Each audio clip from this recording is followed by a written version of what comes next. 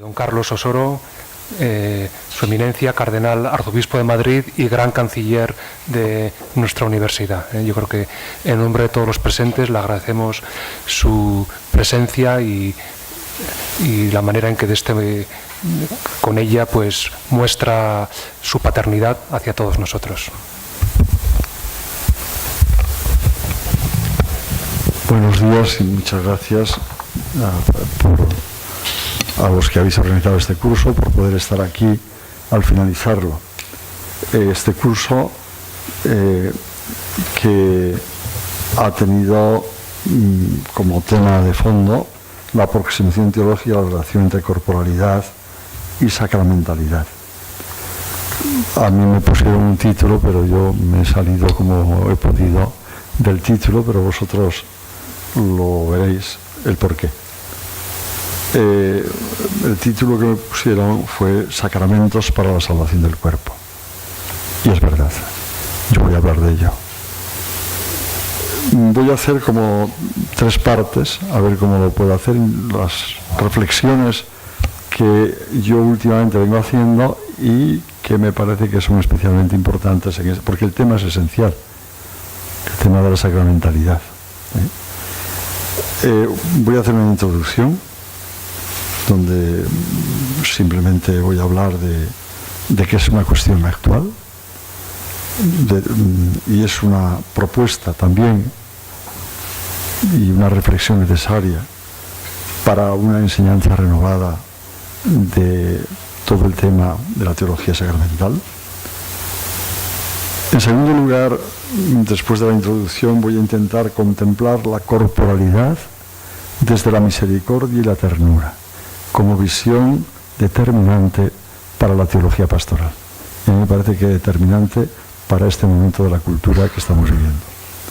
En tercer lugar, pues haré una contemplación de la Iglesia en su ser y en su misión como sacramento precisamente de la misericordia y de la ternura de Dios. Una de las dos cosas, porque así lo hacía el Papa Francisco, recordáis, cuando nos entregó la bula del Jubileo de la Misericordia, Misericordia Vultus, cuando él decía, la misericordia es la viga maestra que sostiene la vida de la Iglesia. Y unía la misericordia a la ternura. Todo en su acción pastoral debería estar revestido por la ternura con la que se dirige a los creyentes y al anuncio del Evangelio. Nada en su anuncio, en su testimonio hacia el mundo puede carecer de misericordia y de ternura. La credibilidad de la Iglesia pasa a través del camino del amor compasivo y misericordioso. Por eso la Iglesia vive un deseo inagotable de regalar, de brindar la misericordia y la ternura. Partiendo de esta realidad, yo quisiera abundar en algunos aspectos que a mí me parece que son especialmente importantes para nosotros. El sustantivo misericordia lo entendemos fácilmente. La ternura a veces nos suena como algo ñoño o algo de rebajas.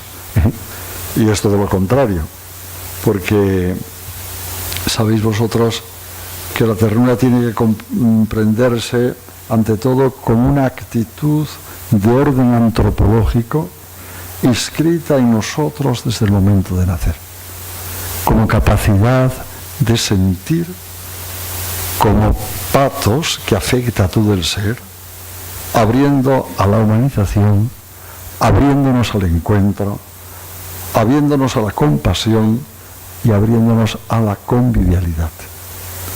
Por eso a mí me parece que el sustantivo ternura, que unido a la misericordia, este sustantivo evoca la idea de algo blando, privado de dureza y de rigidez, y remite a un afecto interior que experimenta con participación viva, afectuosa y dinámica. Por eso, bajo estos dos aspectos, la ternura se opone siempre a dos actitudes existenciales que están bastante difundidas y casi siempre relacionadas entre sí. Y en esta cultura estas actitudes están muy vividas, que hacen negativa la existencia, como es la dureza del corazón, que es como barrera, como un muro, como rigidez, como cerrazón mental, y el repliegue sobre uno mismo, como egocentrismo, incapaz de dirigirse al otro, como negativa al diálogo, al intercambio. La ternura y la misericordia, por el contrario, es flexibilidad, es permeabilidad, es apertura de corazón, es disponibilidad al cambio y se constituye como rostro concreto de una estima afectiva que se convierte siempre en benevolencia y en amabilidad. La ternura, como todo nuestro mundo espiritual, reviste un profundo contenido de misterio, tanto para nosotros como para los demás. De hecho, es más fácil vivir la ternura que describirla, como la misma misericordia. Es más fácil experimentarla que hablar de ella. Hay dos imágenes que nos ayudan siempre: la imagen del corazón y la imagen del arco iris. El corazón, con su doble movimiento de contracción y de expansión, sístole y diástole, sugiere la idea de una potencia afectiva que evoca la dinámica de dar y recibir, de ofrecer y de acoger. Y en el corazón se esconde, por otra parte, la percepción inquieta de la diferencia insuperable entre la necesidad infinita de ternura y misericordia y sus formas de actuación inevitablemente transitorias y exiguas, por muy significativas y exhaustivas que sean.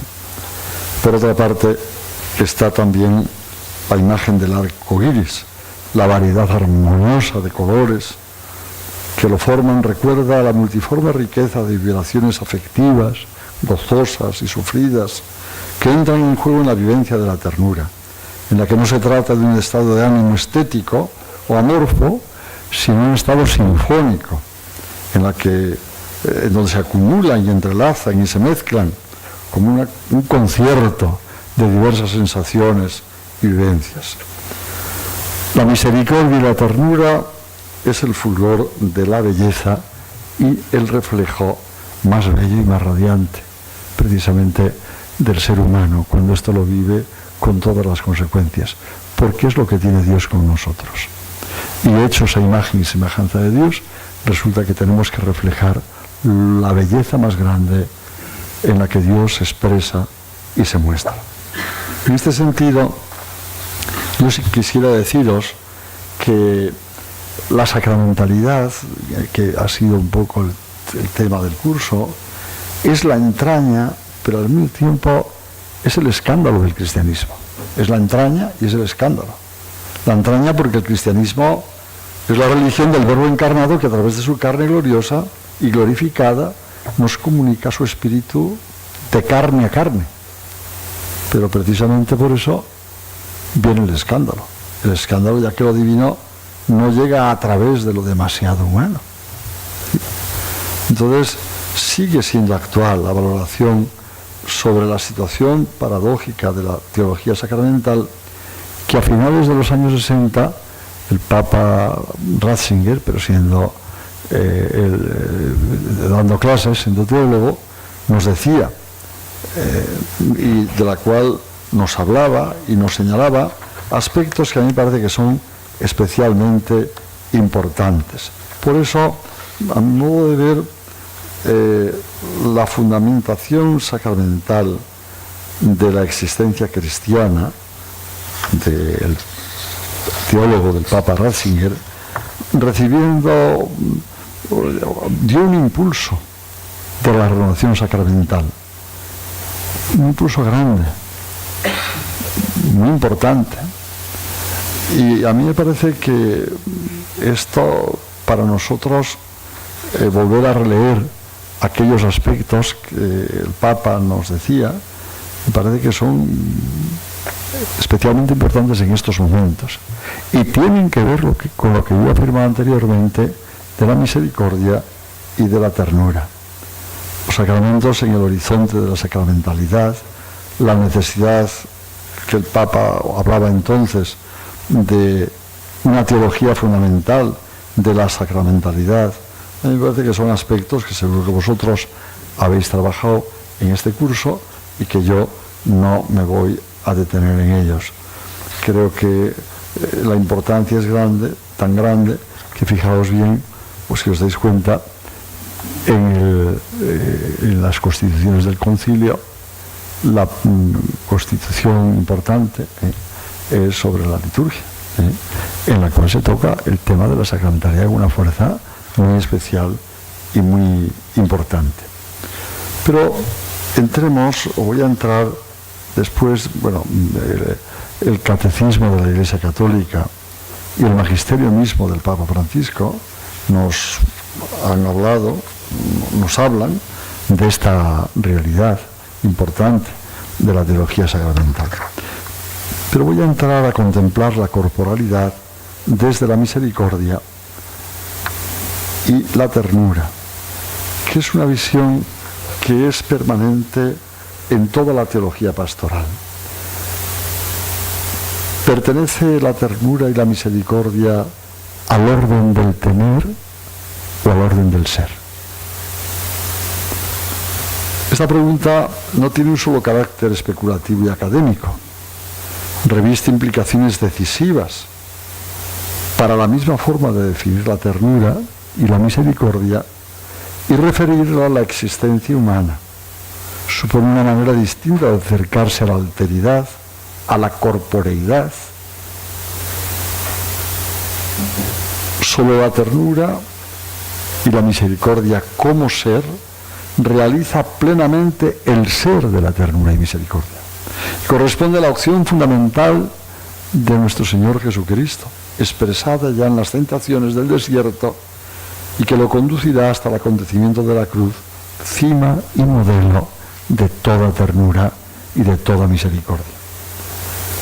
Ya en los años 30 al 40 del pasado siglo, Gabriel Marcel elaboraba un esmerado análisis filosófico sobre los conceptos de ser y de tener, destacando cómo el ser representa la realidad inmutable de la persona en relación con el otro y cómo el tener indica lo que el yo posee en relación con las cosas. El ser cualifica a la persona como misterio, con sus aspiraciones infinitas y nunca saciadas. El tener, sin embargo, cualifica a la persona como problema, con sus preguntas y con sus inquietudes. Solo cuando el homo viator se ve enfrentado con su misterio se hace capaz de responder al sentido de la vida, llegando a la reflexión segunda y abriéndose a la invocación. De lo contrario se queda en la percepción inmediata de lo real. Y se cierra el camino hacia donde el don de la fe, más recientemente, en esa pregunta que otros autores han hecho, ¿qué es lo que vale? ¿Tener o ser? La modalidad existencial del tener remite a la relación de la persona con las cosas en términos de propiedad. Yo tengo. La modalidad existencial del ser se opone al tener, por dos razones. Primero, porque se contrapone a la lógica del solo dominio, basándonos más bien en la experiencia vital de la persona en relación con el otro, y segundo, porque toma distancias respecto al parecer, en cuanto que más que el aspecto exterior, mira la verdad interior de la persona. No es yo tengo, sino yo soy. Según esta, podríamos decir, disquisición, una cosa es aprender, recordar, conversar, leer, ejercer autoridad, conocer, crecer, amar, en el plano del tener, y otra cosa es realizar esas mismas actitudes en el plano del ser. Por ejemplo, si pusiéramos dos columnas, que así en esquema que yo hice, si ponemos dos columnas, podemos poner por una parte tener y ser. Y diríamos, yo tengo, yo soy.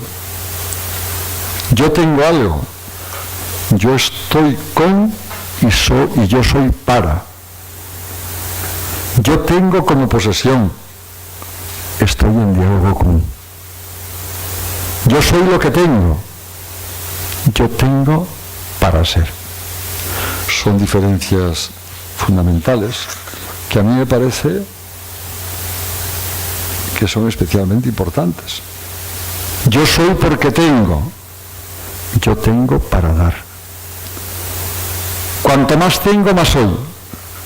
Cuanto más soy, más tengo. La realidad me domina. Yo domino la realidad. Miedo a la muerte, afirmación de la vida. No sé, el verbo tener se refiere ante todo a lo que se posee y caracteriza la relación con la alteridad en términos de cosificación. La actitud de fondo resulta eminentemente pasiva. Por eso vuelve a presentarse en la manera de comprender la ternura algo especialmente importante. Se puede pensar en tener ternura y misericordia como una prerrogativa que nos permite poseer algo o alguien, o se puede orientar a ser ternura, a ser misericordia, como un acto vital que requiere ocuparse del otro, conocerlo, aceptarlo, gozar, sufrir con él, en una actitud de intercambio y de crecimiento común. Y esto es lo que nos enseña Cristo a nosotros. Esto. En el primer caso, cuando yo entiendo algo que me permite poseer, tener, pues aquí está un principio guía que es el principio del placer. Principio del placer. El principio de la conquista sobre las personas con las que entramos en relación. No ocurre, sin embargo, con el principio de la realidad que nos orienta a favorecer la libertad, a favorecer la aprobación del otro, no a sofocar al otro, que al fin y al cabo es lo que nos enseña nuestro Señor y es lo que nos quiere entregar y es lo más propio también de nuestra hechura como imagen de Dios. Por eso es importante para todos nosotros encontrar algo que a mí me parece, fijaos, en un cuentito de esos que aparecen en los calendarios, esos que viene el día del año y detrás viene algo, ¿no? Encontré una cosa que os la digo. Le preguntaron a un gran maestro: ¿cuándo el amor es veraz? Cuando es fiel, respondió. ¿Y cuándo es profundo? Cuando es sufrido, respondió. ¿Y cómo habla el amor? Y dice, el amor no habla, el amor ama, no habla. Bueno, el verbo ser, en vez de indicar una actitud de posesión, expresa la experiencia vital del yo, en diálogo con el otro. Yo soy contigo, para ti, y supone una actitud fundamental altruista. ¿Os acordáis del Señor? Yo soy el camino, la verdad y la vida. Venid a mí, decíamos ayer en el Evangelio. O ayer o antes de ayer, no me acuerdo ya. Los que estáis cansados y agobiados, que yo os aliviaré. Supone una actitud fundamental altruista. Yo tengo para dar. La modalidad de la existencia del ser remite al orden de la calidad más que al de la cantidad. Ser activos, ser como realidad, voluntad de compartir, de sacrificarse. Y de que esto es la primera característica, pues no debe confundirse con el estar atareado. Consiste más bien en una vitalidad interior gracias a la cual nos volvemos disponibles a poner en acto todas nuestras cualidades. Implica estar en el mundo con la mayor verdad posible, superando el doble riesgo de tener solamente o de parecer solamente. Y la convicción de que la felicidad no consiste en posesión de cosas o en el poder sobre el otro, sino en la disponibilidad para repartir con los semejantes lo que tenemos y lo que somos.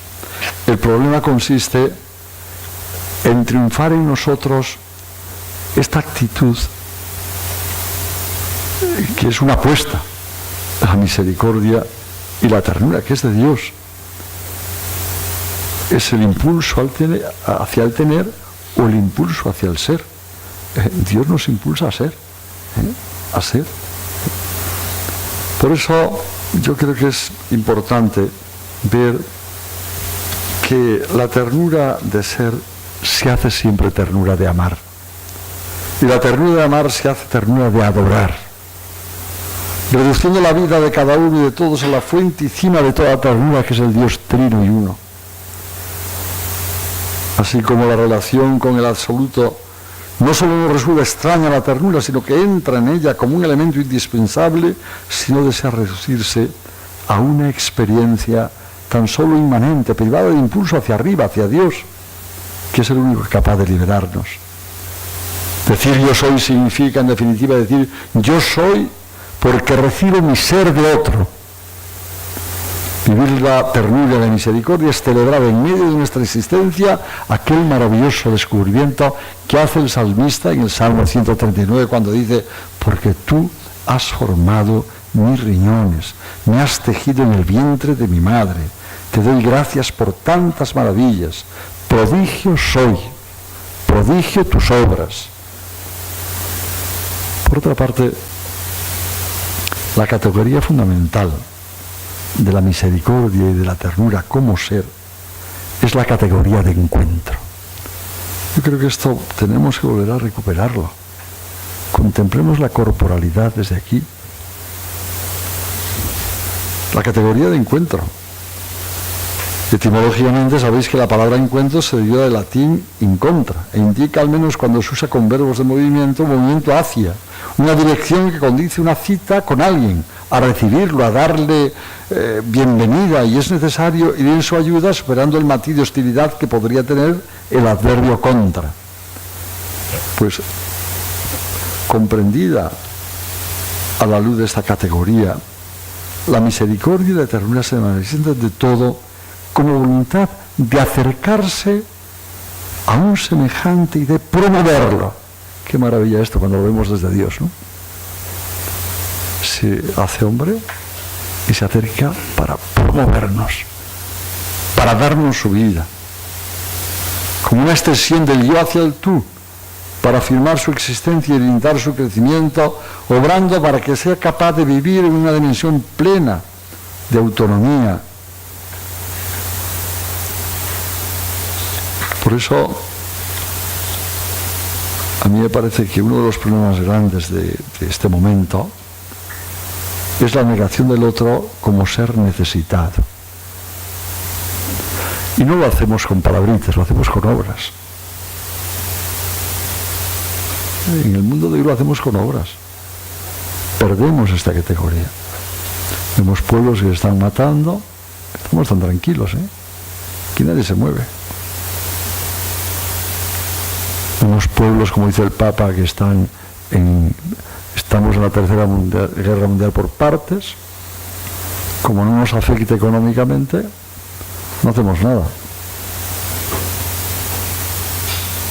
Es decir, que uno de los problemas grandes es la negación del otro como ser necesitado. Una negación que está en el origen de las diversas formas de totalitarismo y de violencia destructiva que han engendrado la historia de siempre, y que en este momento corre el peligro de marcar de forma irreparable este tercer milenio. Una negación del otro acompañada de una tendencia cada vez más incisiva a la instrumentalización, a la comercialización de la persona, con la reducción de la vida, especialmente de los últimos y de los indefensos, a objeto de consumo, incluso de explotación y mercancía. Por eso la cuestión que está de fondo es la pérdida del otro como valor único, como valor precioso, como valor irrepetible, que hay que reconocer y apreciar en su singularidad, no ya negándolo o anulándolo. Parece que es esencial,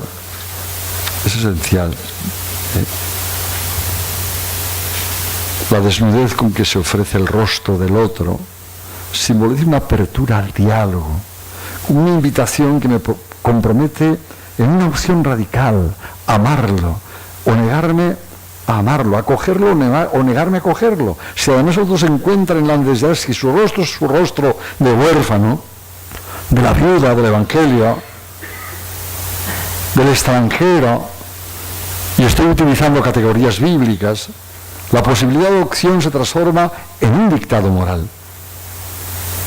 El otro no pide ser acogido solo verbalmente, sino auxiliado concretamente en su situación de indigencia. Por eso la respuesta no es algo optativo. La ternura y la misericordia se hace sentimiento vivido, opción existencial, actitud histórica. No es quizá la misericordia y la ternura la que permite descubrir al otro como un tú precioso que hay que respetar y apreciar. No es la ternura y la misericordia la que llama a hacerse prójimo del necesitado y se pone a su disposición viviendo en él no ya un obstáculo o un disvalor, sino como alguien que es soberano, irreductible. No es la ternura la que sabe descubrir el rostro de cualquier otro o de cualquier otro que nos encontremos en la vida como un reflejo del absolutamente otro. Por eso la ternura y la autoconciencia corpórea es esencial. Mirad, la ternura os decía que viene del corazón y la misericordia. El corazón entendido como se entiende bíblicamente, ¿no? Y vale para ella la afirmación del Cogelet, ¿no? Vete por donde te lleve el corazón. Pero este origen no debe hacernos olvidar el papel que representa en ella el cuerpo. Según la visión bíblico-cristiana de la persona, no hay ninguna ruptura, contraposición entre lo que es espiritual y lo que es sensible, entre la interioridad de la persona y su visibilización corpórea. La ternura y la misericordia, como una síntesis vital, incluye ambas dimensiones. Y esto es importante.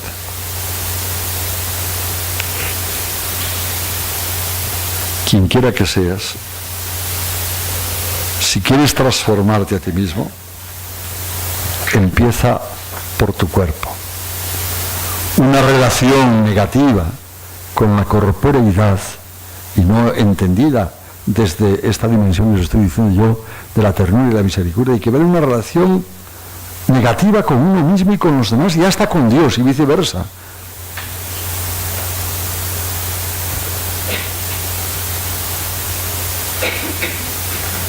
Hoy todos piensan que la persona no puede desinteresarse de su cuerpo sin perjudicar a su misma espiritualidad.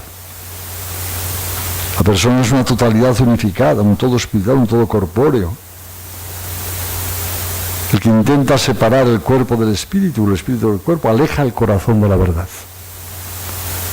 Por eso, a mi modo de ver, esta afirmación es especialmente importante, la que os digo, ¿no? Y por otra parte, no solamente la misericordia y la ternura hay que verla como encuentro, sino yo os diría que hay que verla también como amistad, Los diccionarios definen la amistad como un afecto vivo e intercambiable entre dos o más personas, inspirados por afinidad de sentimientos o por una estima recíproca. El pensamiento cristiano no tiene dificultad en hacer suya esta noción. Añade tan solo la referencia a un tercium trascendental que conduce a los amigos no solo a mirarse el uno al otro, sino a mirar juntos en la misma dirección, impidiendo que la amistad se reduzca a una situación cerrada dentro de sí o en la mera inmanencia humana. Por eso escribe San Agustín: ama de verdad a su amigo el que ama a Dios en su amigo. Y en otro texto San Agustín dice: ¿qué otra cosa es la amistad? Pues de ningún otro sitio ha sacado su nombre más que del amor. Y en ningún otro lugar es fiel más que en Dios. Por eso la amistad es el rostro visible de la misericordia y de la ternura. El rostro visible.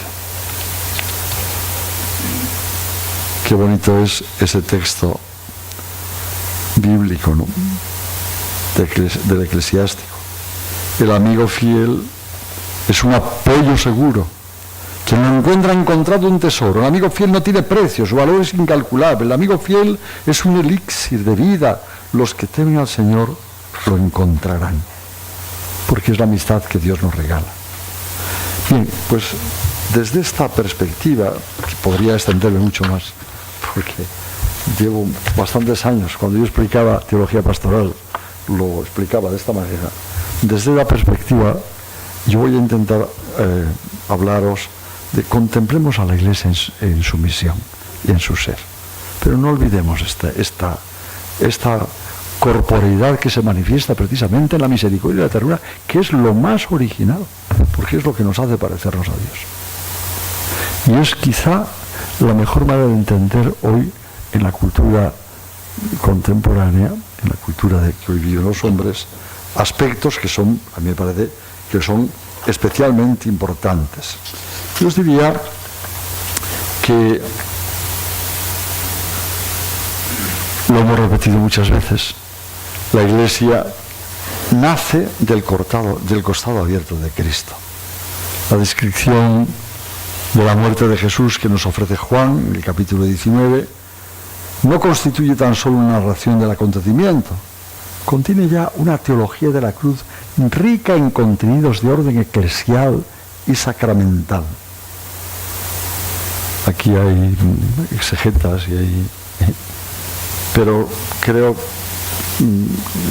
que digo verdad cuando afirmo que exegéticamente, más allá del relato, son fundamentados los comentarios del evangelista tanto respecto a los textos veterotestamentarios que cita como en relación con la vida de la comunidad. La narración comprende como 5 escenas que a mi modo de ver son importantes. La primera escena refiere en solo 2 versículos el viaje al Calvario y la crucifixión de Jesús. Capítulo 19, 17 al 22.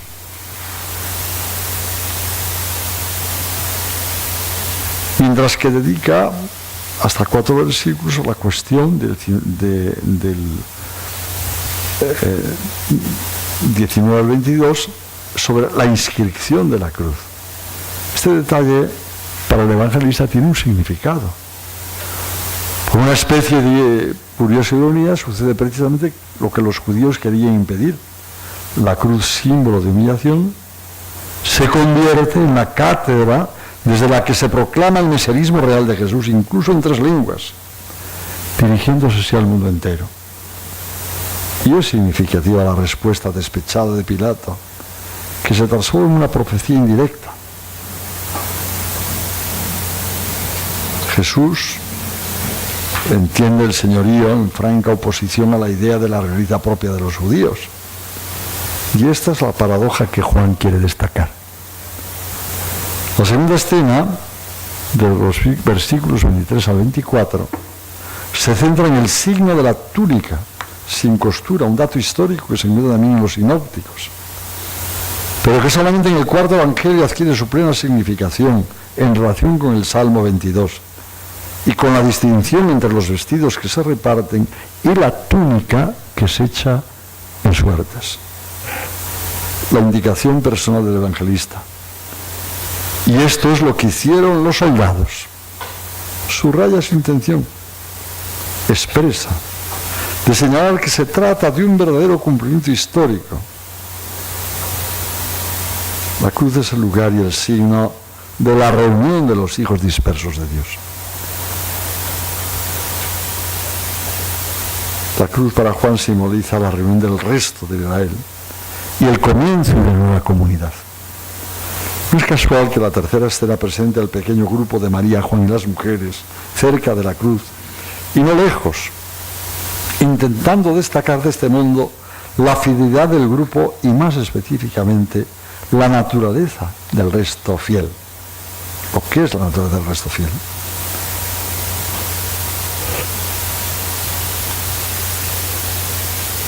Si os dais cuenta, a mi modo de ver, en la cuarta escena se centra en la idea del cumplimiento. Todo está cumplido. Todo está cumplido.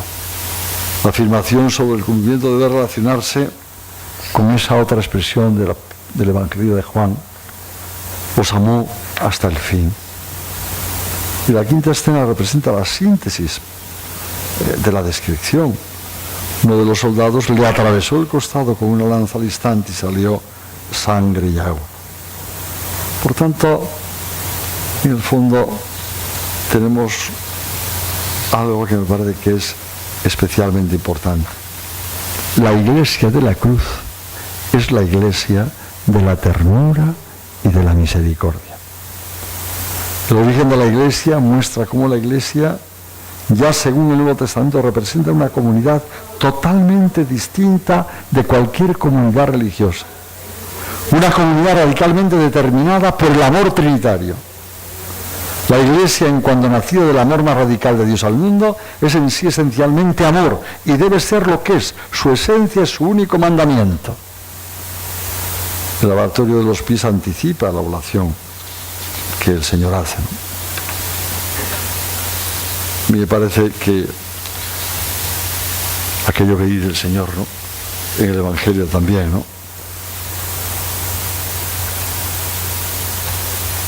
El apóstol Pablo nos dice: pues conocéis la generosidad de nuestro Señor Jesucristo, el cual, siendo rico por vosotros, hizo pobre, siendo rico por vosotros, se hizo pobre a fin de enriquecernos con su pobreza. O aquello otro que nos dice: tened los mismos sentimientos que tuvo Cristo. A mí me parece que esto es esencial. Urs von Balthasar, en esa obra que tiene Teología de los 3 días, dice: la apertura del corazón es el don de lo más íntimo y personal que tiene Jesús para uso público. El ámbito abierto y vaciado es accesible para todos. El nuevo templo, el nuevo, lo mismo que la fuente recién abierta de la que se puede beber, apunta a una comunión. El cuerpo entregado es un lugar del nuevo establecimiento de la alianza, de la nueva reunión de la comunidad. Ámbito, altar, sacrificio, banquete, comunidad, espíritu, todo está a la vez. Absolutamente todo. Por eso la fidelidad al anuncio evangélico es el principio, el programa de toda reforma eclesial y de toda renovación auténtica, también de la sacramental. La iglesia de la cruz como iglesia de la misericordia y de la ternura. Y esto tiene que expresarse en todos los sacramentos. En todos los sacramentos.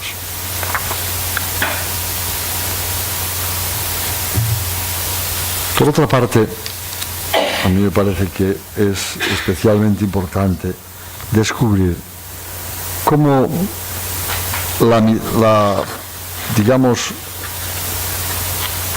el Evangelio de la misericordia y de la ternura es normas de la Iglesia.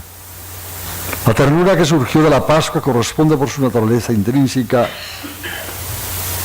a la ley de la universalidad, de la apertura a todos y cada uno, para hacer que se sientan todos y cada uno como llamados por el único Dios a la única caridad salvífica. ¿Acaso no fue esta la preocupación fundamental de Jesús en el testamento que Él nos da? En esto conocerán todos que sois mis discípulos, si os tenéis amor los unos a los otros. ¿Y no es esta la iglesia a la que Jesús mira más allá de los apóstoles y por la que reza antes de ofrecerse en la cruz? No solo ruego por estos, sino también por aquellos que por medio de su palabra creerán en mí, para que todos sean uno. La unidad del Padre, del Hijo y del Espíritu pasa a la iglesia como don y tarea, y modela su cuerpo, y tiene que modelar su cuerpo con la misericordia y con la ternura. Ser iglesia de la misericordia y de la ternura no quiere decir renunciar a la propia identidad o malvender el mensaje evangélico en nombre de conciliaciones cómodas o precios a rebaja, porque a veces eso es la gran desgracia que tenemos, que se entiende esto así, y hay gente que critica esto, y no ha entrado en las entrañas. La iglesia de la ternura es perfectamente consciente de lo alto que ha sido el precio que pagó Cristo para estar dispuesta a no dar saltos. La iglesia es consciente de su propia identidad, del sacramento de la Pascua, y precisamente por esta razón no acepta comprometer la misión que el resucitado le ha confiado a cambio de presuntas afirmaciones de sí misma o de cada uno de sus miembros, o en orden a ciertas restauraciones que la harían sentirse probablemente más segura, pero que acabaría siendo un obstáculo para la profecía del reino. En este sentido, no es ni mucho menos un exceso teológico decir que la ternura teologal se sitúa como centro del Evangelio proclamado por la Iglesia y constituye su norma normans, la teología de la ternura y de la misericordia. Esta es la Iglesia que dibujó Mateo en la escena del juicio final, y la que durante el año de la misericordia el Papa Francisco nos ha recordado. Una iglesia amante, misericordiosa, atenta a las necesidades del hombre, que se acerca a todos, a cada uno, con el corazón mismo de Dios, haciéndose compañera de la humanidad, y en particular de la humanidad que sufre, y que hace todo esto, como explica el Concilio Vaticano II, tomando únicamente las armas de la fe y la caridad como su forma eficaz de vida. En Gaudium et Spes, en el número 42, así nos dice: las energías que la Iglesia puede comunicar a la actual sociedad humana radican en esa fe y en esa caridad aplicadas a la vida práctica, no radican en el mero dominio exterior ejercido con medios puramente humanos. Por eso el dolor humano es el espacio primordial en donde se manifiesta y se ejerce la ternura y la misericordia.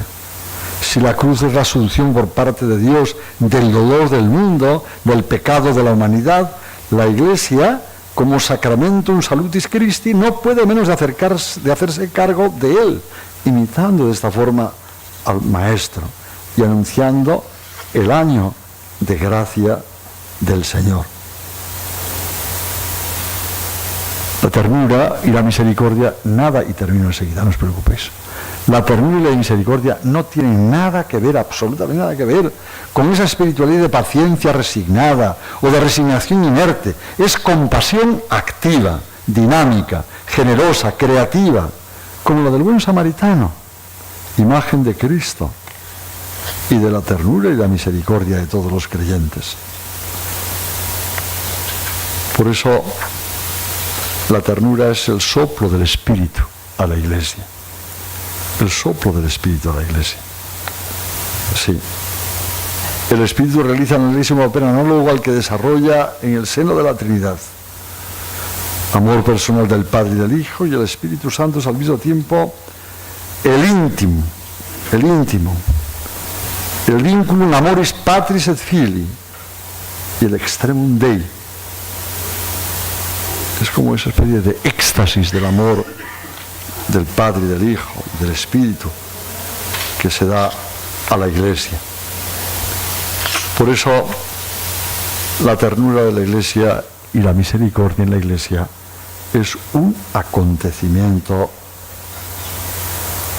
y supone un acontecimiento importante. Fijaos que es un acontecimiento de orden teologal, viene de Dios, vive de Dios, y si va bien dirigida, conduce a Dios.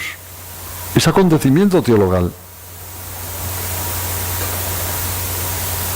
Supone la naturaleza ante todo. La ternura es una actitud profundamente inscrita en el corazón, y solo cuando se la comprende y se la asume en toda su verdad y se la integra en una humanidad suficientemente madura, constituye un humus fecundo para el espíritu y para la acción transfigurante.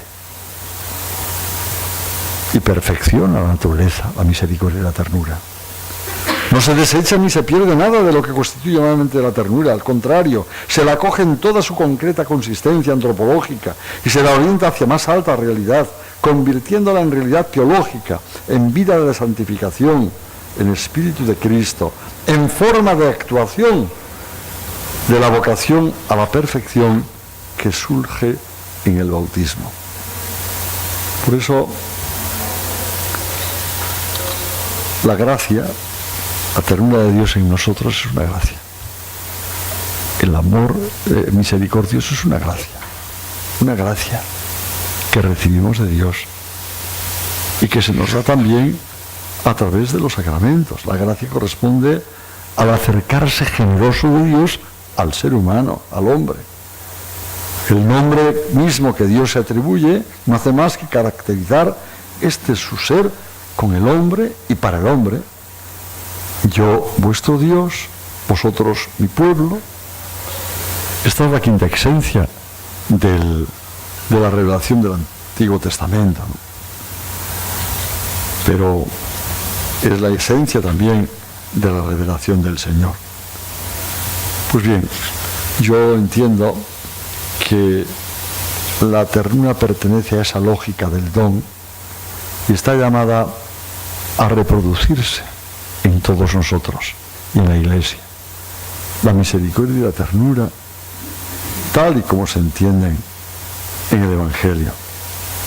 Por eso es esencialmente importante que esa ternura del bautizado, asumida y transformada por la gracia, tiene que romper esa cerrazón individualista o racista o clasista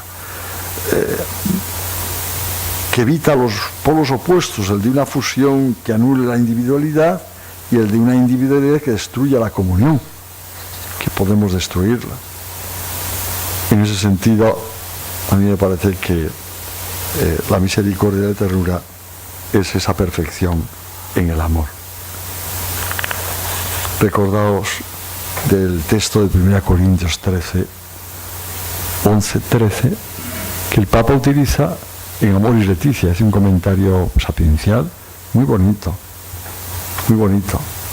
La ternura tiene que comprenderse dentro de la primacía de la caridad y la misericordia, tal como anuncia San Pablo en 1 Corintios capítulo 13. El término ágape o agape, que da ritmo a la perícopa, condensa dentro de sí el acontecimiento total de la benevolencia de Dios, manifestada en la Pascua de Cristo. El hombre salvado por el amor está llamado al amor. Lo repite San Juan Pablo II en la encíclica Redentor Hominis, que nos regaló, la primera que nos regaló. La caridad es ante todo el don de la vida de Dios en nosotros, la gracia que transforma al hombre, haciéndole ser una nueva criatura. Aunque tenga lo que fuere, como dice el apóstol, si no tengo amor, no soy absolutamente nada. No tengo nada.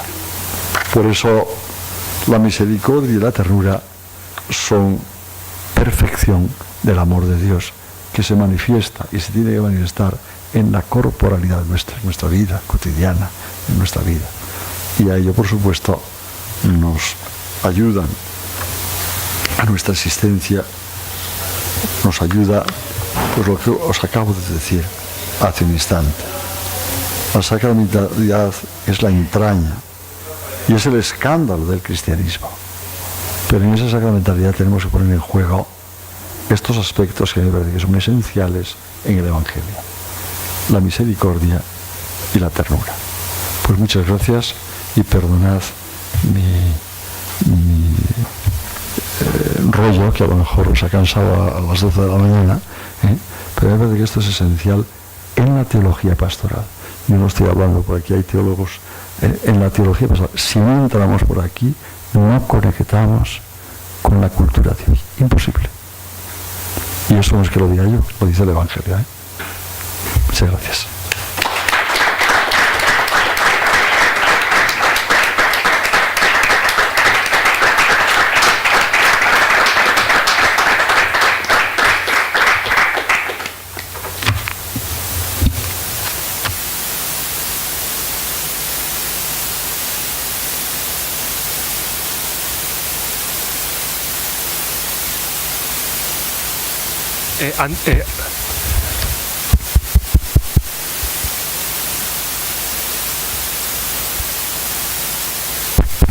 Sí, pues abrimos un turno de preguntas. Si tenéis alguna y si las sé responder, Es decir, vosotros no lo pongáis difícil, y si no, nos vamos a descansar, que también vosotros tenéis ganas.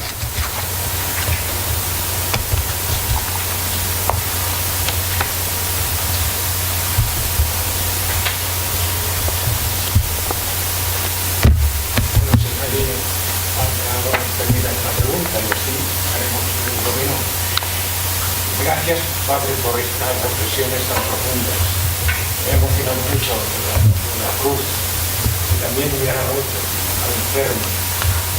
Papa, usted lo sabe mejor que nadie, ha dado una frase que es extraordinaria. Los enfermos son carne de Cristo y el tiempo que dediquemos a ellos es santo. Por lo tanto, la pregunta sería, ¿cómo extender toda esta misericordia y ternura en este mundo de hoy, sobre todo con la juventud, que es lo que me preocupa?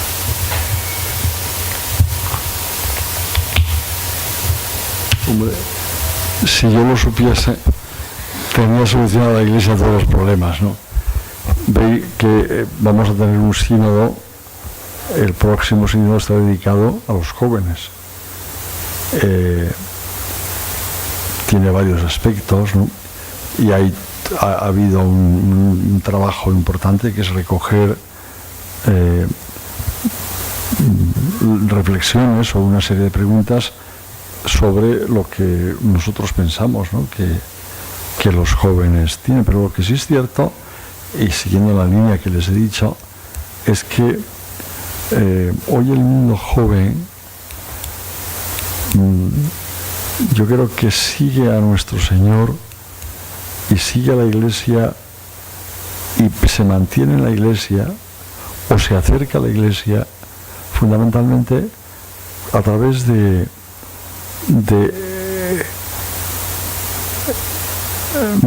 la expresión que tiene la Iglesia como en su sacramentalidad, a través de las expresiones de la misericordia y de la ternura.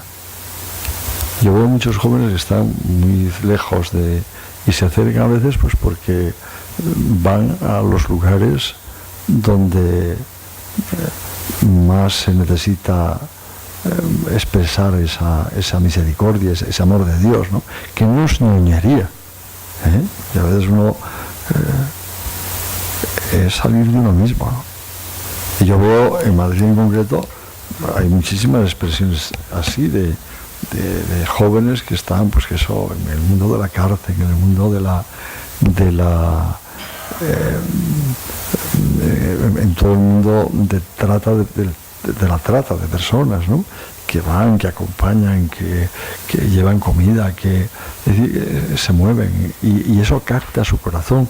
Y a veces son jóvenes que les ha dado otro amigo que estaban muy lejos de la Iglesia, pero que se acercan a la Iglesia a través de... Es decir, yo creo que hay aspectos, ¿no?, que yo veo y sobre todo yo por las respuestas que me están dando, algunas me vienen directamente a mí, después las pasaré a la conferencia, ¿no?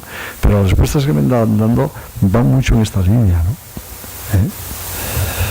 Es decir, nosotros podemos hacer muchas especulaciones, pero ¿cómo captar el corazón?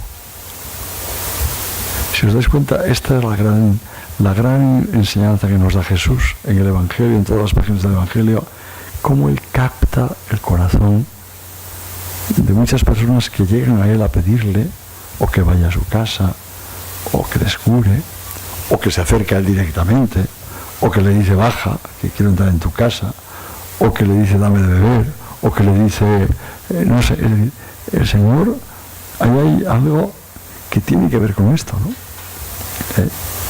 Y que no va en función de añadir más gente a su grupo, sino de regalar lo que de verdad Dios da. Y cuando uno se da cuenta de que eso es de Dios, pues bueno, yo creo que los jóvenes van por esa línea, me parece a mí, no por muchas especulaciones que uno haga. El otro día he conocido en Madrid un chico que era musulmán, de una familia bien, y que vino aquí a España, ha conocido a través de jóvenes la fe cristiana, se bautizó hace 3 años, todo converso es radical, porque lo lleva hasta el extremo, ¿no? Pero a mí me impresionó el día que le he conocido en un día de la oración de los jóvenes, ¿no? Y el esfuerzo que tiene que hacer, que no puede volver a su país. Los padres para verle van a otro país, hay gente que vive bien, para ver a su hijo, porque no puede entrar ahí. Entonces, pero ¿dónde conoció este chaval o este muchacho, bueno, que no es tan chaval ya, a la fe? Pues con un grupo de jóvenes que se dedicaban a repartir bocadillos por ahí, por las noches. Me consta que a usted le adoran y le siguen. Bueno, eso sí. Claro. Sí. Marcos. Sí, buenos días, señor cardenal. Marcos Santos, profesor de San Damaso de la Facultad de Teología. Mi pregunta es, en el mundo actual de las redes sociales, de Internet, inevitablemente se pierde algo o mucho de la realidad del encuentro, entendiendo encuentro como se lo ha explicado, encuentro entre dos corporalidades presentes, dos tus presentes. Mi pregunta es, desde el punto de vista pastoral, también desde el punto de vista del anuncio del Evangelio, ¿cuáles son las posibilidades, su juicio, pero también los límites y los peligros, si existieran, de esta nueva era tecnológica? Pues claro, hay peligros, muchos, ¿no? Porque, por ejemplo, las redes sociales, ¿no? Entonces estamos con gente que no conocemos nunca, ¿no? Pero por eso, vamos a ver, hay inventos de los hombres, todo lo que inventamos los hombres, en sí mismo, ni es bueno ni es malo. Hombre, en sí mismo, si inventas una bomba para tirarla a los demás, dedica la vida a hacer cosas que no posibiliten el matar a los demás, ¿no? Que no haya la tentación de tirarlas contra los demás. Pero bueno, hablo por ejemplo de las redes, ¿no? En sí mismo no es bueno ni malo, el problema está en cómo lo estamos utilizando, ¿no? En estos momentos, si se proponen destruirte a ti o a mí,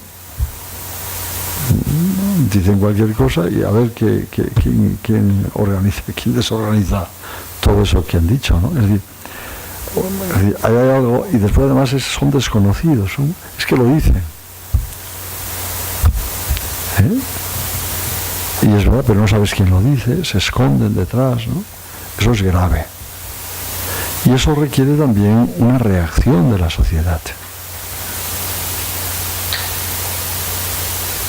Si nuestra sociedad quiere morir y utilizar estos medios para seguir matándonos, pues bueno, pero yo estoy convencido de que hay una reacción, y una reacción positiva y buena.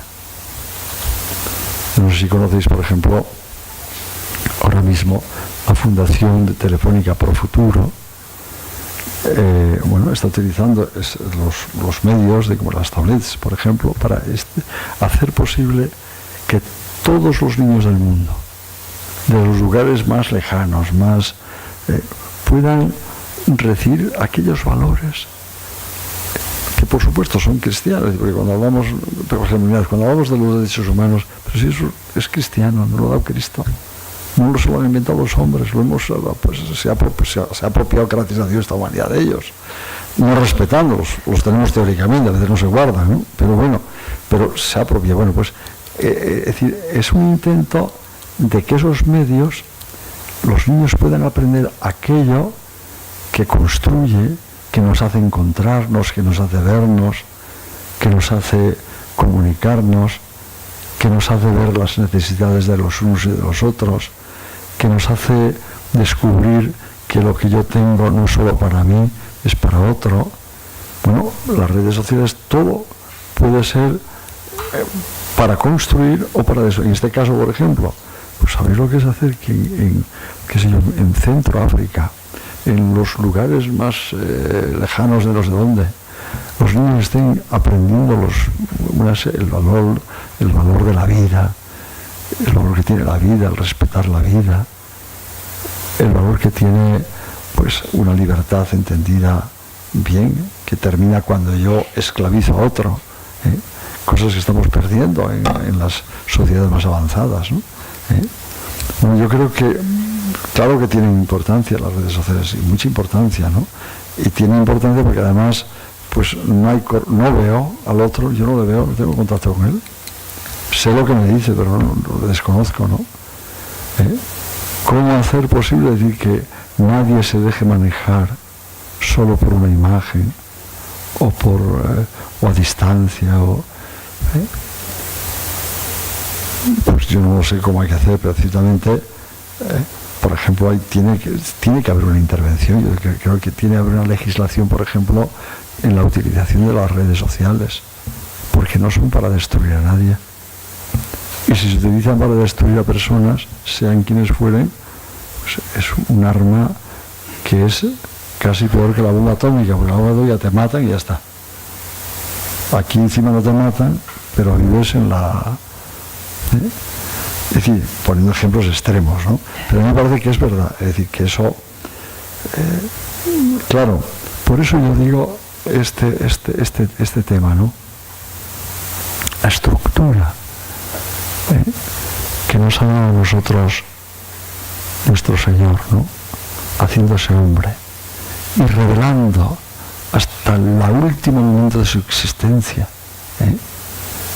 su misericordia y esa ternura de Dios, ¿no? Que no es la ternura que a veces podemos imaginarnos. Si se entiende mal, pues hacemos el ridículo, ¿no? Pero a mí me parece que extender eso es importante. Es importante en sí mismo, fijaos. Por eso, cuando hablamos, nosotros tenemos que cambiar un poco el chip, ¿no? Hablamos de la Iglesia Católica. Bueno, ¿cuántos somos?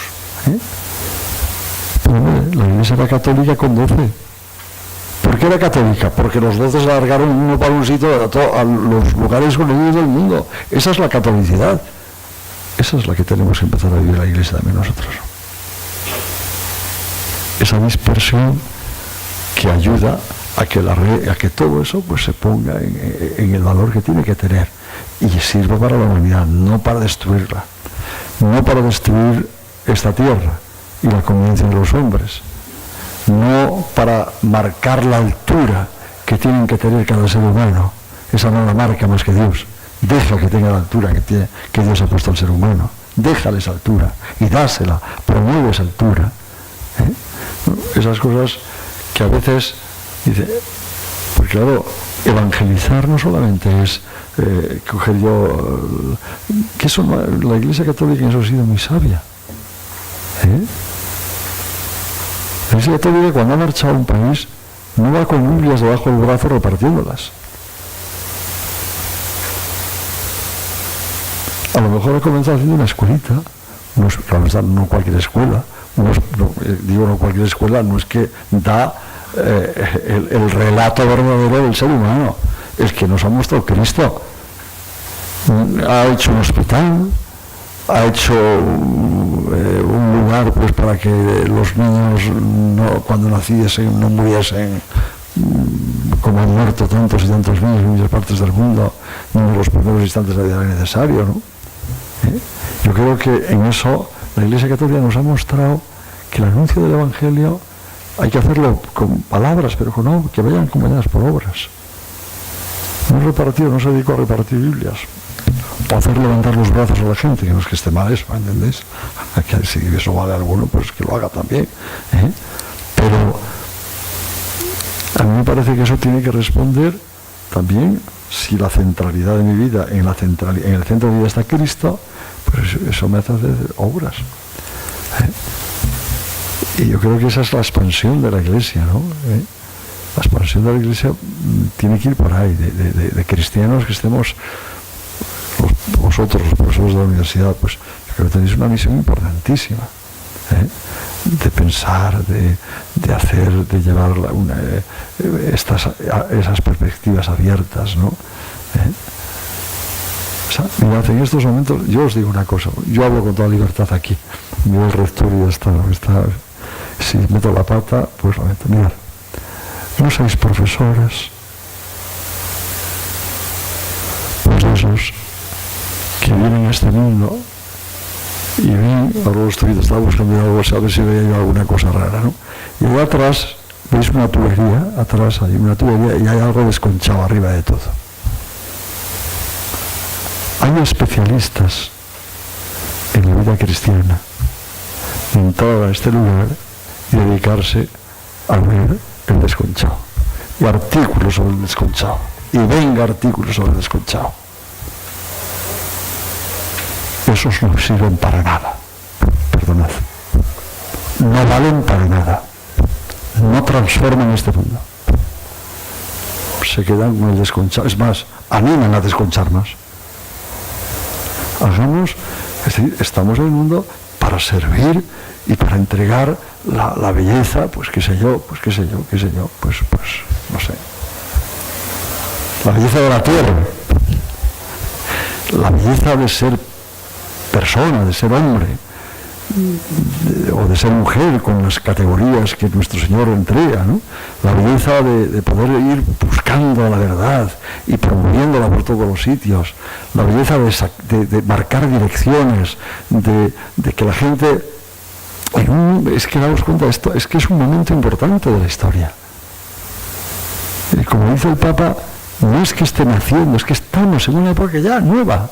Y en época nueva o marcas dirección, el más listo es el que marca. Es que nosotros no podemos hacer esto. Es que yo no sé cuántas hay ahora mismo, tú sabrás cuántas unidades católicas tenemos en España, o de inspiración católica, aparte de contando lo nuestro también, pero 10 o 12 habrá posiblemente. Sí, oye, hombre, que si nos ponemos a trabajar, no digo que no trabajemos, claro que damos clases y somos serios, tal, pero hay que trabajar también en perspectiva. Y si nos ponemos, y dejémonos es verdad que tenemos dificultades a veces, sobre todo las universidades que tienen carreras civiles pues para muchas cosas, ¿no? Pero bueno, yo pienso en los primeros tuvieron muchas más dificultades que nosotros, pero muchísimas más. Y bueno, lucharon y pasaron dificultades y pasaron. Yo pienso, por ejemplo, y vosotros seguro lo habéis pensado, en la evangelización de América, de España. O sea, no me digas, algún sinvergüenza se colaría, pero vamos, eso no lo hicieron más que de aquí marchó lo mejor, anunciar el evangelio. Que se colase alguno, pues entonces Ruiz se cuela, ¿no? Mira, yo me he colado de obispo y no soy un santo precisamente. Es decir, siempre se cuela alguno. Pero la gesta, es decir, eso es impresionante. Es decir, cuando uno ve la evangelización de América, es impresionante. Es más, hablando con el cardenal Tagle, cuando uno ve que resulta que es de un pueblito, su tatarabuelo, quien fue para allá, era de mi tierra, de Tagle, un pueblito al lado de Suances, se llama Tagle, y viene él este verano, le he convencido que venga a ver su pueblo. Bueno, pues un hombre, o sea, un hombrito de aquel pueblo, que sería un pescador posiblemente, o tendría 2 vaquitas, qué sé yo, y que se marcha, o le hicieron marchar a Filipinas. Pues es que es la primera nación que es católica. ¿No iría cualquiera allí?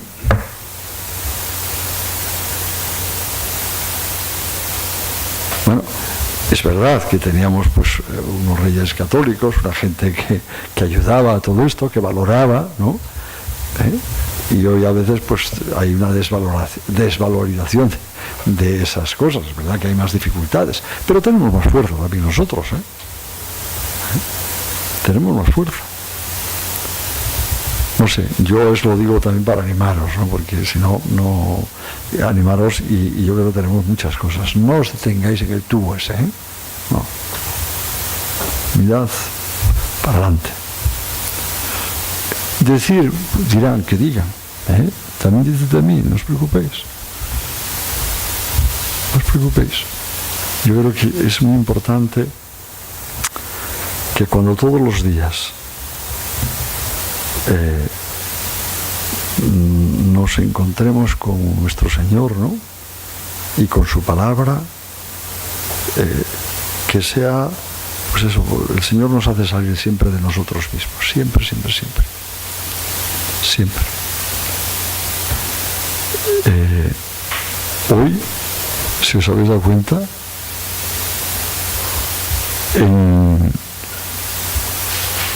en el Evangelio de hoy, en las lecturas de la misa, a mí me impresionaba algo que es importante. Cuando Jesús atraviesan un sembrado, los apóstoles, un sembrado, ¿no?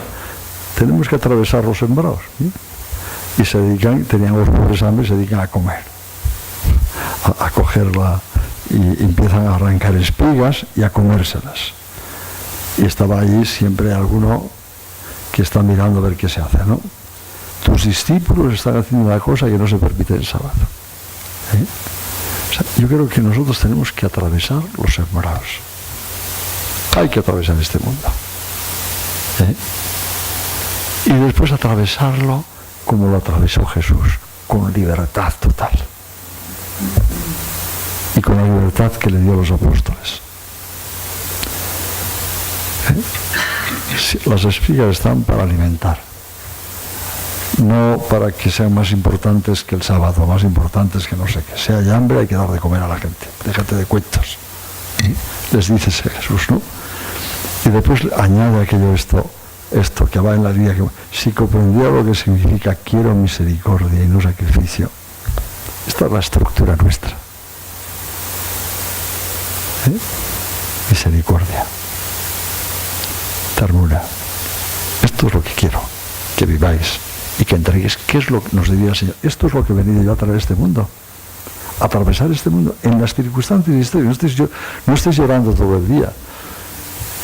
A mí me duele mucho decir que decimos, ay, hombre, uno no es tonto y dices, bueno, es que esto está mal, y a veces, y mira que esta gente o esta ley o esto está mal. Claro que está mal, pero no pierde el tiempo en a ver cómo conquistas gente que ponga el fuego en su corazón de tal manera que atraviese todas las dificultades. Pierde el tiempo ahí, porque lo otro es demoníaco. Te hacen perder el tiempo en cosas que no valen para nada después. ¿Para qué discutes si están comiendo la tortilla? Por otra parte, ponte a hacer la tortilla bien y trabaja. Bueno, son teorías de este pobre hombre que seguro que vosotros estáis mucho mejores, pero bueno, yo digo lo que pienso y quedo tranquilo además.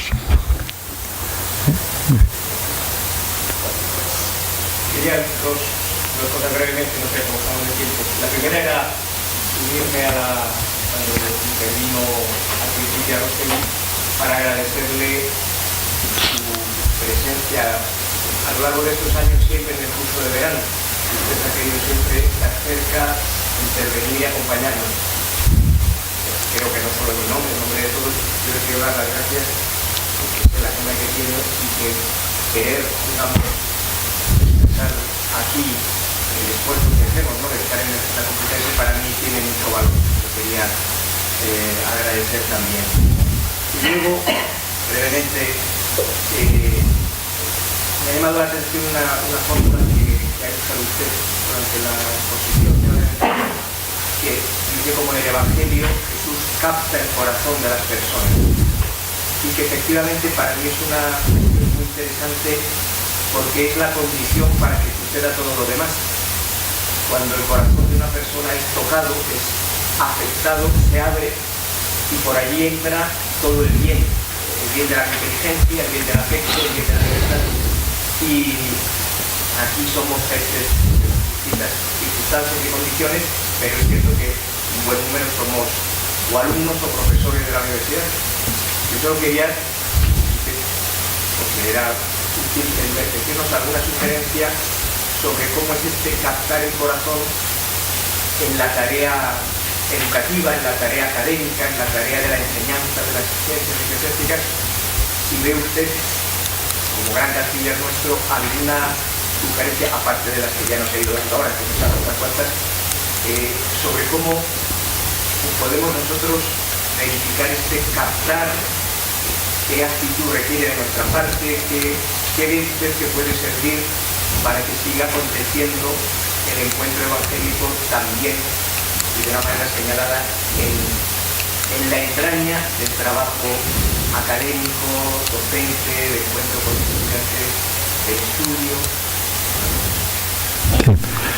Vamos a ver, yo primero deciros,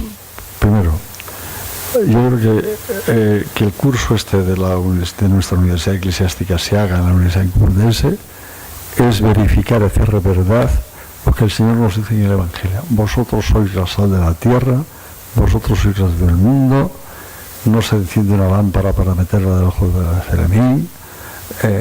Bueno, esas cosas que sabéis. ¿Por qué digo esto? Porque, bueno, es una maravilla, ¿no?, que una universidad eclesiástica, que no es una universidad católica que te puede tener, no, ¿sí?, que entre en este mundo. Porque quieren dar sabor. Dar sabor. Y no rechaza estar metida. Yo siempre digo que a mí donde me dejen entrar voy. Algunos pueden ver después, pero no importa. Donde me dejen entrar, si me dejan decir lo que creo que si me dejan libertad, voy. Porque esto es lo que hicieron los cristianos a través de toda la historia. Yo esto quiero decir, felicitaros a todos, ¿no?, por mantener esto, por estar presentes de esta manera, donde se ve que es la Universidad Eclesiástica de San Damaso, que hace en estos cursos de la Complutense de verano viene a dar un curso de teología. A mí me parece que esto es esencial. Por eso felicitaros, porque a mí me parece que estáis en las entrañas del Evangelio. Estáis haciendo verdad eso. No somos los puros que no nos queremos contagiar con nadie. Entramos en el mundo. En segundo lugar, es decir, ¿qué hacer? Pues mira, a mí no se me ocurre más que deciros aquello que yo lo he repetido muchas veces porque me gusta mucho y yo lo tengo en un cuadrito en mi despacho de casa, lo tengo siempre, ¿no? Dice, ¿quién es un cristiano? Una cristiana, ¿no? ¿Quién es? Aquel, y dice San Pedro Poveda, aquel que es capaz de hacer lo que Jesús hizo con los discípulos de Maús. Ir a su camino, entrar en su camino. No le conocían, no sabían que era Jesús. Pero sin embargo, en el trayecto que hizo, Él les hizo experimentar el gozo de una presencia diferente. De una presencia que les hizo decir, sin conocerlo aún todavía, cuando el Señor decidía marcharse, quédate con nosotros, que atardece. Yo creo que el que vosotros como profesores, como estéis en el camino de los alumnos, ¿no? De sus necesidades también entregándoles pues, lo que vosotros objetivamente también creéis que hay que entregar y que no podemos prescindir de ello, pero haciendo posible que aquello que dicen los discípulos de nuevo del Señor, ¿no? Oye, quédate. Suscitar en el corazón, aunque a veces sea difícil, ¿no? Porque depende de las asignaturas, ¿no? Pero suscitar en el corazón el anhelo de decir, oye, esto me gusta, me interesa, ¿no? Es toda una estrategia que es verdad que para Dios es fácil, y por eso lo dice el Señor, ¿no? Para los demás no es tan fácil, ¿no? Pero me parece que esto es necesario. Un discípulo de Cristo, ¿quién tiene que ser? Sea profesor, sea aquel que es capaz de hacer sentir la necesidad de que yo esté al lado de ellos, porque doy algo nuevo, algo diferente. Esto lo dice mucho mejor dicho San Pedro Poveda, ¿no? Pero bueno, pero creo que esto es cierto, ¿no? Esto es cierto. Y no sé, este gozo, ¿sabes? No es fácil hacerlo, ¿no? Pero también la Iglesia en el camino de este mundo, en los caminos de este mundo, por una parte tiene que entrar en esos caminos. La Iglesia tiene obligación, por mandato del Señor, ir al mundo. Tiene que entrar por los caminos donde van los hombres, no por los que a mí me gustaría que fuesen, sino por donde van. Y ahora tiene que a ver cómo se hace presente, ¿entiendes? Si se hace odiosa, pues mira que la hemos hecho buena. Ahí no anuncias nada, no entra nada. ¿Eso quiere decir que yo trago todo? Pues no. Pero hay tiempos y tiempos, hay que tener sentido común. A un niño pequeñito cuando nace no le das un queso, desde mi tierra, se muere. En la vida, en el anuncio del Evangelio, pues naturalmente tú sabes lo que hay que hacer. A un señor que sabes que te rechaza por lo que eres, pues no empieces a decirle que le invitas a un retiro. Claro. Pues tienes que conquistar la amistad de él, de su familia o de quien sea. Y todo en nombre de Jesucristo. No para gozo nuestro, ¿no?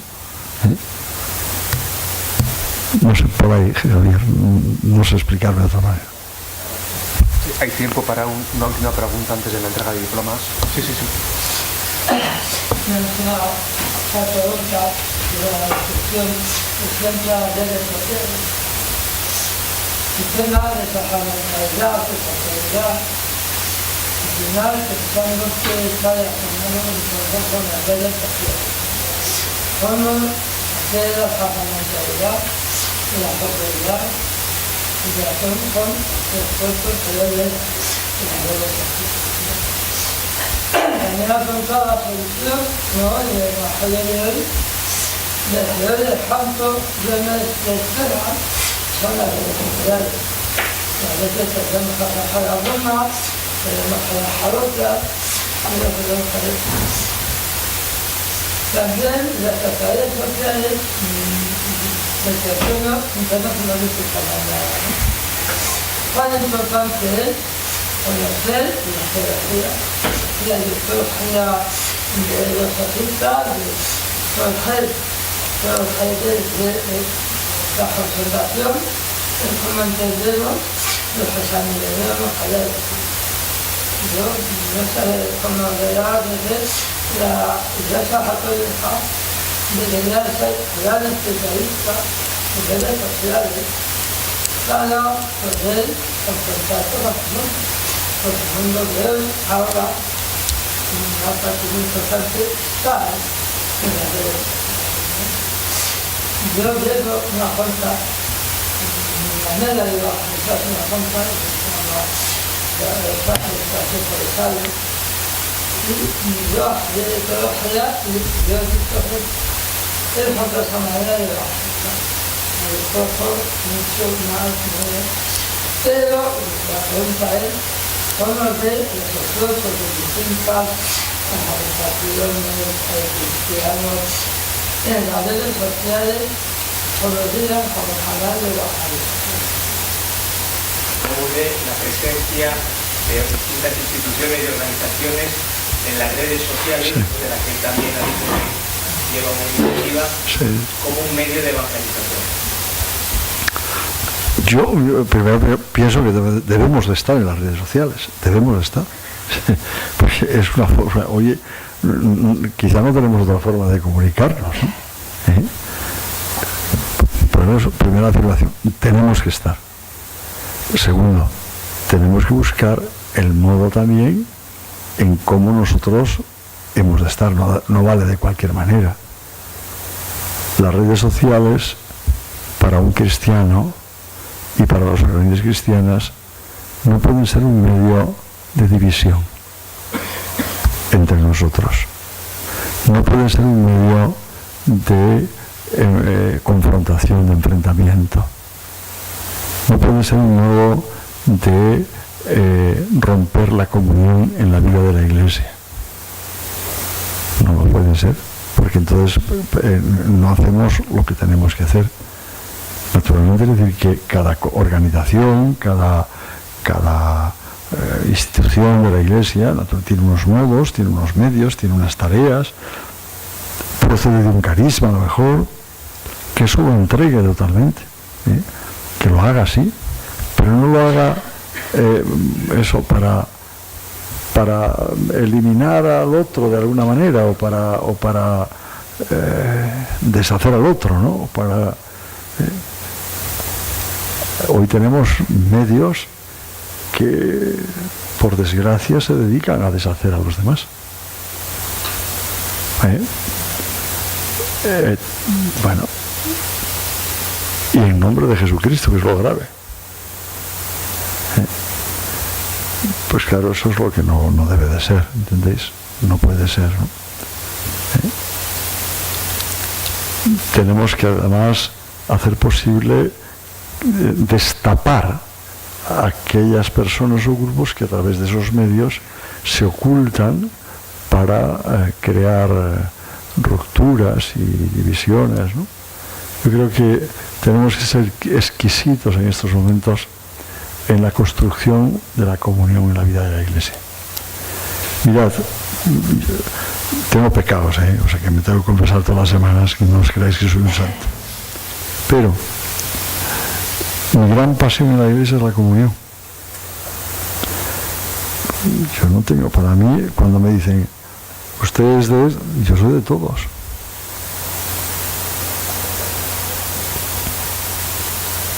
Recuerdo cuando fui arzobispo de Oviedo, en el primer... me dijeron que era de comunión y liberación. Bueno, al cabo de un tiempo ya cambian, que si era Kiko. En los periódicos de Asturias, que eran entonces de cuidado, sobre todo uno de ellos. Y había uno además que se dedicaba a eso, ¿no? Más tarde ya no me podían colocar, porque un día me dice, pero bueno, ¿usted qué es? Y yo, mire, pues yo soy, sí, ¿verdad?, de comunión de oración, soy carmelita, soy jesuita, soy, no me acuerdo, bueno, empecé de Kiko, soy de todo, ¿por qué? Porque soy obispo. Y todo eso es bueno para la vida de la Iglesia. Y ha nacido para anunciar a nuestro Señor. Y yo tengo pasión, porque juntos todos, si nos arrimamos y ponemos, eso va a ser un bien para la vida de la Iglesia. O sea, entonces yo creo que, pero claro, eso tenemos que tenerlo todos, ¿entendéis? Todos. Que esto sea, es decir, no es saber quién más gana. Si aquí la ganancia la tenemos ya hecha, es Cristo. Es saber, pues, que sirviéndonos de lo que Dios nos ha dado y donde nos ha llamado, y donde vivimos una experiencia de fe fuerte, bendito sea Dios que cada uno encontremos el lugar donde podemos vivir con más fuerza y con más pasión la fidelidad a nuestro Señor y el anuncio del Evangelio, bendito sea Dios. ¿Y qué es el obispo? Pues el garante de que eso lo hagamos todos juntos. O entiendo yo que debo ser así, ¿no? Vamos, no lo entiendo yo, lo dice por ejemplo, el concilio, ¿no? Pero bueno, claro, en estos momentos, además, porque claro, fijaos, cuando la Iglesia era, claro, es que hemos pasado de una época y tenemos que también, por ejemplo, nosotros tenemos que aprender a ser obispos. Entonces, cuando la Iglesia hace, qué sé yo, cuando yo nací, en un pueblo que había, pero ni dioses de Santander que había, pues las mujeres de acción católica, hombres menos, siempre ha habido más, y poco más, y las parroquias, y las cofradías, que había, no había más. Pero es verdad que ha habido, o sea, cuando la gente dice que estamos, no, ha habido una explosión del espíritu impresionante en la vida de la Iglesia. El siglo XX ha sido una explosión impresionante. Claro, como esa explosión, que diga, es que hay muchas cosas, tenemos, hombre, no, deja que las coloque nuestro Señor, tú ayuda a que vivan, no estés intentando tú para acá, tú no eres nadie, tú ayuda a que vivan, a que marchen, a que podamos, a que nos miremos, a que no, este es mi enemigo, porque me cambia, no, es tu hermano. Que vive el Evangelio con la originalidad que Dios le ha permitido descubrir, y bendito sea Dios. Claro, a mí me dicen, cuando digo eso, tú quieres hacer un totum revolutum, no, ni de revolutum ni nada. Un totum, sí, todos juntos. Yo creo que esto es importante. Y las redes sociales, en eso sí que nos tendríamos que fijar. No hablo, hombre, en general, pero hay grupos determinados que se valen de las redes para que, más bien, vamos, yo no diría que son grupos cristianos acogidos por la Iglesia, ¿no? Sino son grupos a veces críticos que se ponen en una posición de oposición a, o de un defender a, pero a costa de machacar a todos, que es otra manera también de destruir, ¿eh? No sé si te he dicho algo, ¿no? Pero yo creo que sí es importante, ¿sabes? Si yo lo veo, ¿no? Pues, claro, no todas las diócesis tienen por ejemplo, Madrid es una diócesis de una riqueza en esto impresionante. Impresionante. O sea, bendito sea Dios, ¿no? Es decir, claro, es verdad que también hay más gente y hay más posibilidades, ¿no? Pero es impresionante. Vamos, si todos nos pusiéramos todos juntos a trabajar, esto, vamos, iba a decir un nombre, no lo digo, no podía hacer nada, vamos. No podía hacer nada, si todos estuviésemos juntos.